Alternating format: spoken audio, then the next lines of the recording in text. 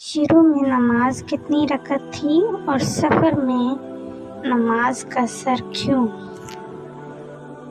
کیا آپ جانتے ہیں شروع میں نماز صرف 2 رکعت فرض تھی؟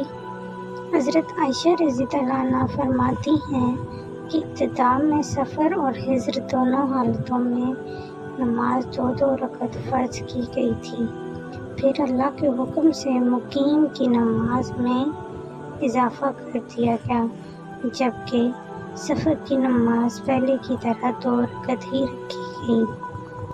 یعنی سفر میں نماز قصر کرنا اللہ کی طرف سے آسانی اور رحمت ہے۔ اگر آپ سفر میں ہیں تو اسلام نے آپ کے لیے عبادت کو آسان بنایا ہے۔ ایسی خوبصورت اسلامک معلومات کے لیے فالو کریں اور ویڈیو شیئر کریں۔